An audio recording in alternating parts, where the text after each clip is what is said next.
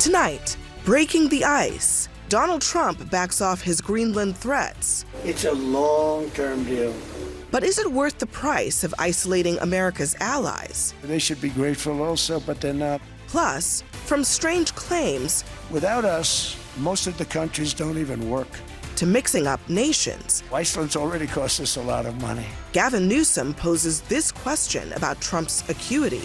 No other president, he's held to the curve. He's graded on a curve. And protesters in Minneapolis confront ICE agents about stopping people based on race. They are not going up to white people asking for papers. Live at the table, Bakari Sellers, Batya Ungar Sargon, T.W. Origi, Anna Navarro, and Tara Palmieri.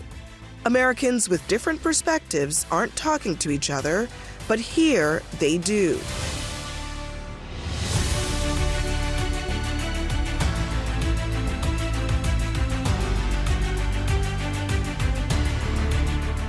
Good evening, I'm Abby Phillip. NATO was on the brink. The Western alliance was being threatened. The U.S. flirted with an invasion of an ally. Markets fell, and suddenly Donald Trump went nirvana and said, never mind. After weeks of making it clear that he really wants Greenland, President Trump appears to be giving in. Today, he announced the framework of a deal and that he's pulling back on his threats to tariff all European allies.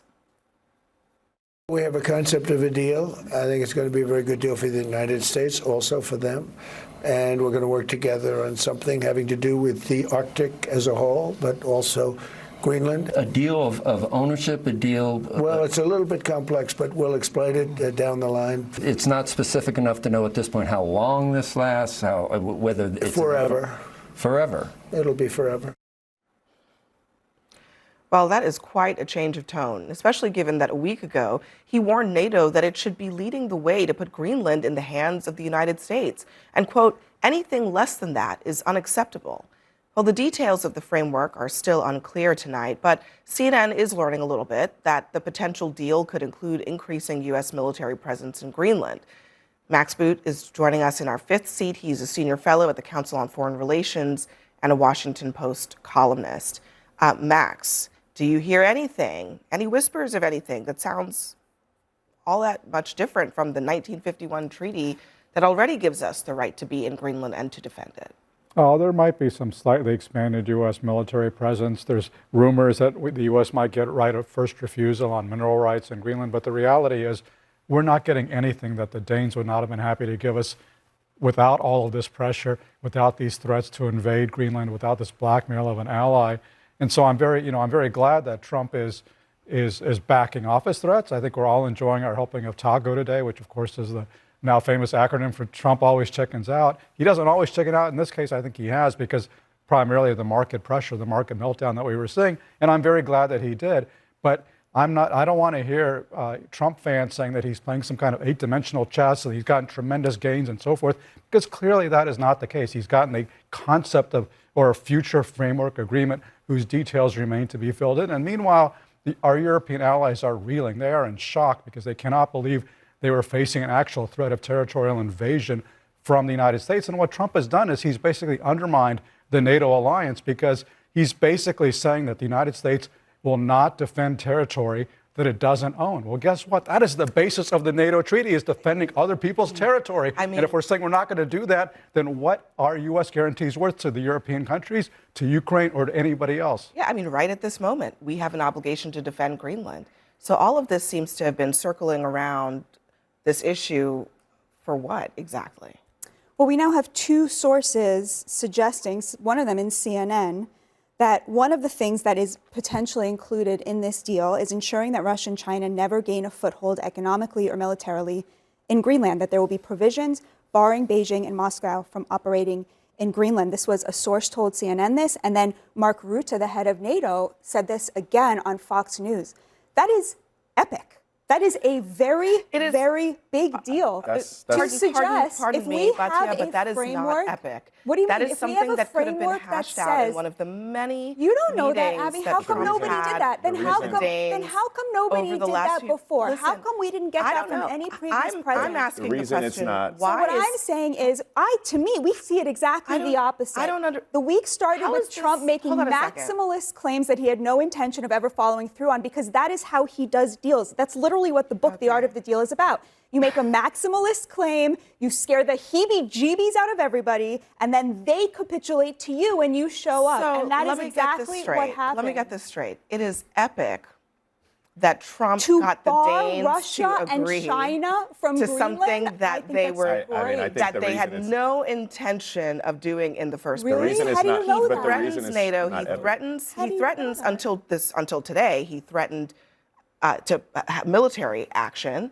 He did all of that to get them to say that they're not going to let China and Russia to bar onto their China and territory? Russia But that- economically can from we their just- rare can earth we talk about minerals. why I'm it's- sorry, that's a but why pretty it's- big deal. but why it's not and all he epic? had to do was tweet about it for a week. But like, but the come on, reason, that's but the great. reason, the reason it's not epic is because it further alienated the United States from its allies. One, two, it actually pushed one of our closest allies, Canada, into the arms of China. So the reason it's not epic is because while you actually prevent Greenland That's from bad for China, for not Canada, only that, not for us. Like, what do you talk? I mean, that makes so. Think about what they has wanna happened. pick China over us. Okay, and you're saying Batia, that's bad think for about us? what has happened in the last week, which is that the President of the United States has been releasing private text exchanges with the leaders of some of our allies.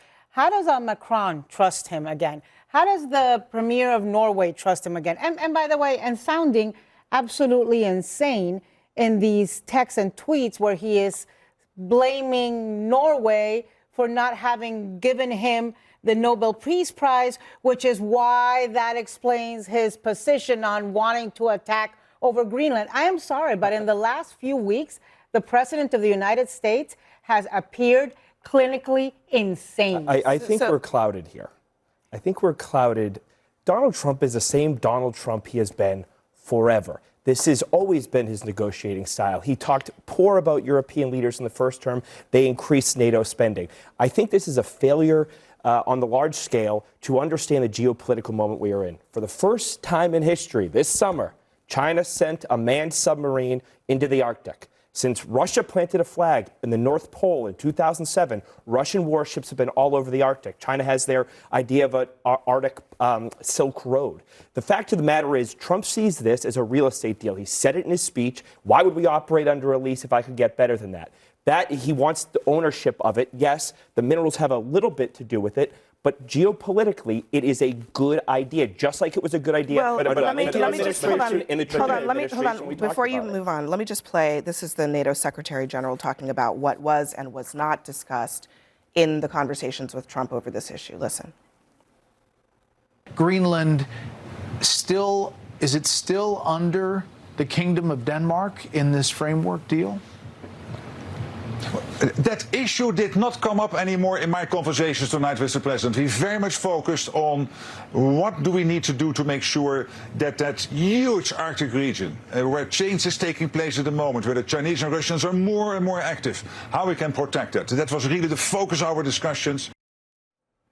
So according to Mark Rutte, it didn't even come up. So this purported real estate deal is not even being put on the table anymore. That seems to be clear that Trump has abandoned that idea because it's not going to happen. The Danes are not going to let it go. Or that was never his goal in the first place. Hold on. So that's off the table.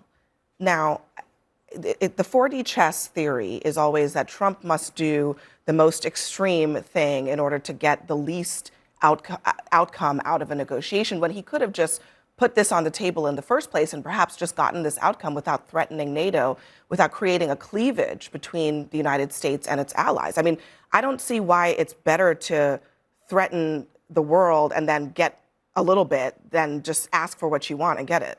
That's exactly right, Abby. When I hear about what a genius deal maker Trump is, my thought is, don't pee on my leg and tell me it's raining, because it's pretty clear what he wanted out of this was Greenland. He wanted ownership of Greenland. He was, just a couple of days ago, he was tweeting a picture of himself planting a U.S. flag on Greenland. He thought of this as a big real estate deal. He's not getting what he wanted.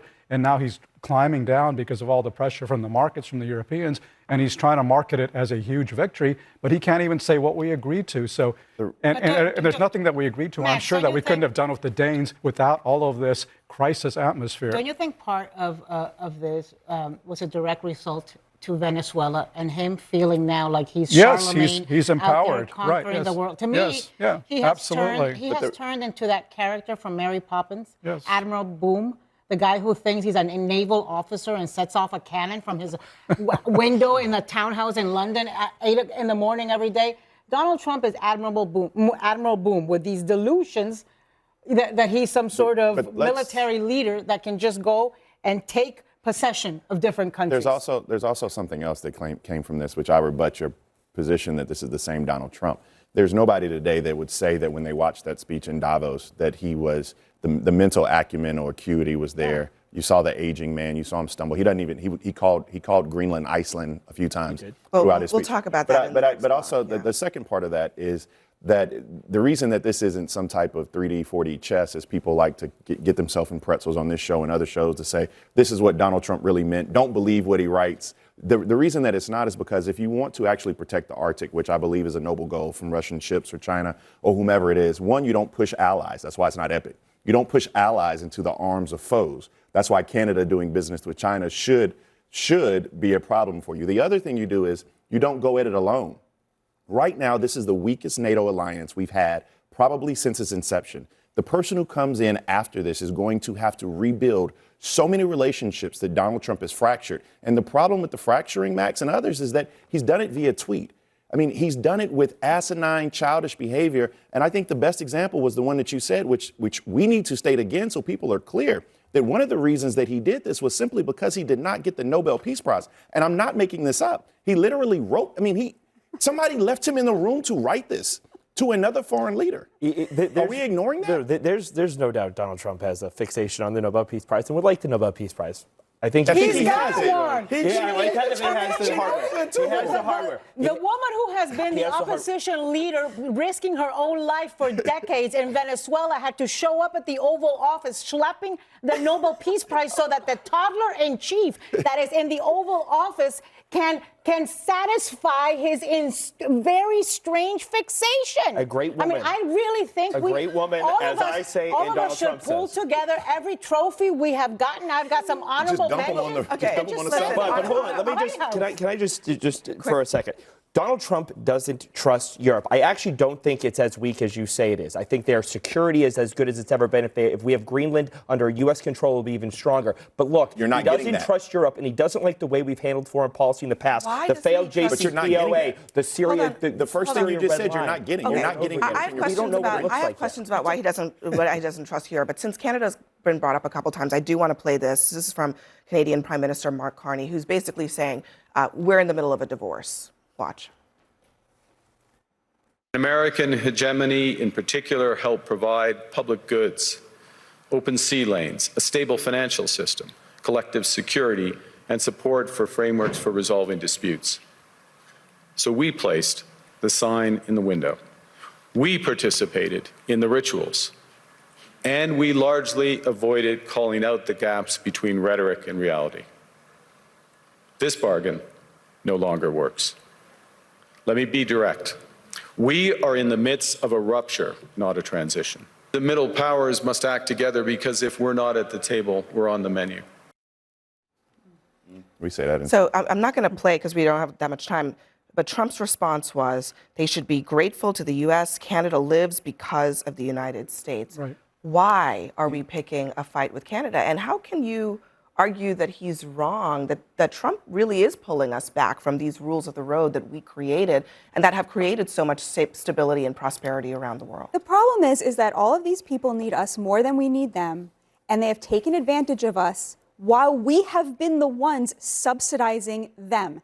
And what the president is saying and what the entire Trump administration went to Davos to say is that this world order in which you globalize everything, you ship good jobs overseas to China, you import millions of people to undercut workers here, is over. We're done being your patsies. We're done being in a situation where NATO needs us more than we need them. and yet somehow they are dictating the terms of the relationship. That is over. Let's be real. I mean, you're doing a very good job of repeating President Trump's rhetoric, but let's be realistic. For 80 years, we have built and led this international security system, and we have been the biggest. We have been the biggest beneficiaries of it. We are immiserated as a result of it, and no more. That is the whole point. Max, we are the richest and most. We are the richest, safest, most powerful country in the world. Tell that to working class people. All I will say, Max, is good luck in making that argument to Batya, because I have said this to her many a time. There's a lot of working class hotel owners and restaurant owners in places that border Canada that are reeling from the loss of tourism from Canada. Maybe actually the biggest trading partner that the United States has. We do a huge amount of business with them. That's the first thing. But the second thing, as Max has been pointing out, there's a major flaw in your argument, which is that Europeans are calling the shots. Europeans are making the rules. Actually, we are calling the shots. We made the rules. We call the shots. We are richer than all of them. We are more prosperous. We have a bigger military. We are winning. If you want to put up, if you want to put, system, and Trump is tearing it down. Just on a factual matter, if you want to put us up against Europe, we are winning. And so if your argument is predicated on us being the losers, you have to actually prove it. Prove that we are losing on the world stage. Can I make a quick point? You surrender the moral high ground if you are Carney when you put the for sale sign and you immediately go to China. China, in their spy games, their animosity toward the West, you surrendered the moral high ground, similar to how Germany surrendered the moral high ground when they built that pipeline. But what if I don't disagree with you at all? But the fact is, we pushed them away. And you know why we pushed them away? So Batya could have a couple more military bases in Greenland because you're not getting the land. Well, then he's a foolish leader. If that was his choice, Carney. Oh, I didn't know which one you were talking about. Okay, guys. Max Boot, we appreciate you. Thank you very much for joining us. Next.